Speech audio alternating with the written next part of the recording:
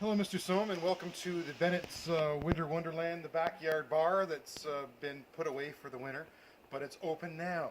So what I wanted to do is just introduce you to a few of the things that I wanted to give to you in thanks of helping my son and doing the extra sort of thing. You don't often see that, anymore with any teacher or any individual that matter. So I wanted to give something back to you. But instead of just getting you a gift and then packaging it up and then taking it to you, I wanted to make this video so that you could see the affinity that I have with some of these wines, and I wanted to sort of help you explore your wine taste buds with some of the knowledge that I have with these. Anyway, this is your gift too as well. This was made by a local craftsman called Craig Laxton, and he's a local fine woodworker, and he's done lots of stuff with barn board and reclaimed sort of stuff. So that's one of your gifts. So it's wine. Unfortunately, I hope you like wine, but this will hold all of your wine, and then two of the glasses for you and your significant other. So starting it off, we'll just bring them all out, and then I'll go over and tell you a little bit about them.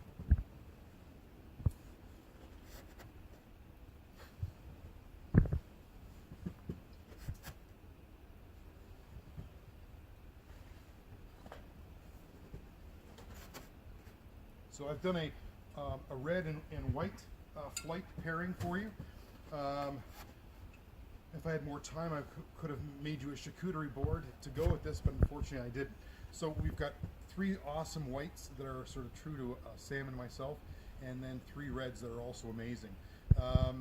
Anyway, so we'll start. Vinelands, it's a 2016 Cabernet Franc, an excellent wine, full body. It's got a really nice flavor, and that new flavor that's coming out of the Vineland area is just amazing. It's one of their best years.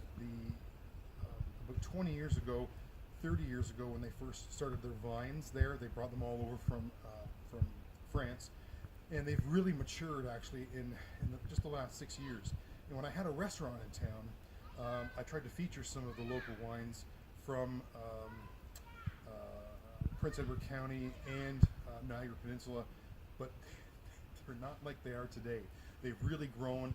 This is an amazing wine, Vinelands.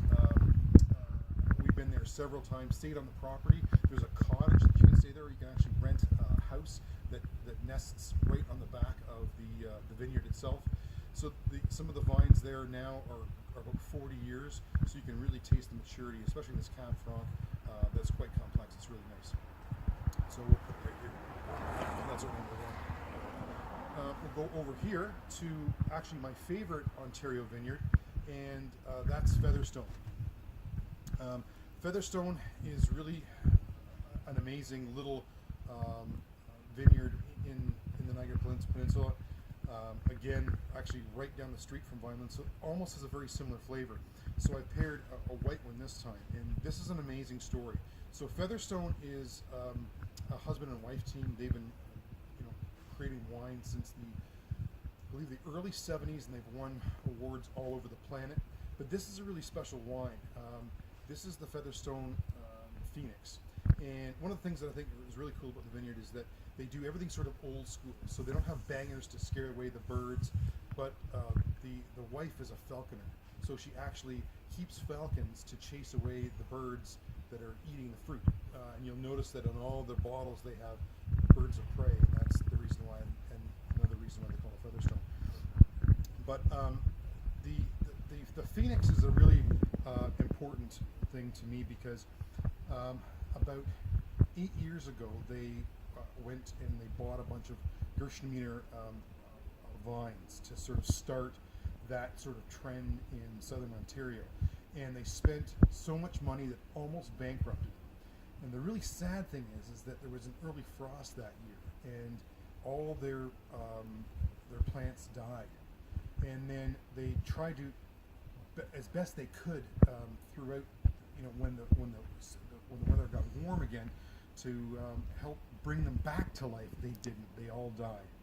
In the spring, they called it, basically, we're going to have to call it quits and close our vineyard. But in the spring, the leaves came back, and they started to bud in most of 80% of the plants. and then 3 years later they actually got their first harvest, and the Gewürztraminer fruit produced the phoenix, so the bird from the flames. So that's really, really awesome because they almost lost their whole vineyard. They were really good people. So next, the Stave and Steel. I like it because it's very complex. It's Californian. It's a 2016 as well. What they've done with this this Cabernet Sauvignon, although complex, they've aged it in bourbon soaked barrels. So they've purchased these bourbon barrels from Kentucky and from some other southern states, and they actually infused all of their grape and they did the maturation inside those bourbon aged barrels. So it has an amazing flavor, something you won't get anywhere else. So I would pair that, and I should go some pairings too, but I would pair this with something a little less complex. If you're going to go with cheeses, go with something not as strong and whatnot. So I'll move that over there. So that's the Stave and Steel, another favorite. Next, another Featherstone, the Black Sheep Riesling. Now, I hated Rieslings because they're normally sweet, but a lot of the Niagara wines are doing the Rieslings a lot less sweet, which I really like. But it still has a really nice complex flavor and that same earthy notes that you'll get throughout anything now from Featherstone, or Vinelands. Now, the Black Sheep Riesling is special too because they've also pioneered a way to help mature the grapes on the vines and let the sun mature those grapes and those flavors. But instead of like hand clipping all of the leaves, in the spring, in midsummer, they bring in small lambs, black sheep that they bring in from other farms. And because when you get them young enough, their necks can only stretch so high that they don't eat the fruit. So they clip all the leaves on all the vines so that the sun can hit the grapes and ripen those. So Black Sheep Riesling, amazing wine. Hope you like it like we do.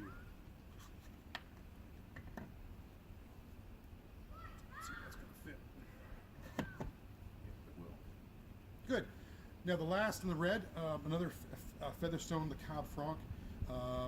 Beautiful favorite. This is my wife and my sort of go-to drink when we are having virtually anything, barbecue, cheeses, charcuterie, even pasta, white or red. It's an amazing favorite of ours, and we sort of drink it on a daily basis, almost daily basis, because it's just such an amazing, full-flavored grape. And then lastly, let's see if I can get this in here. Another Vineland.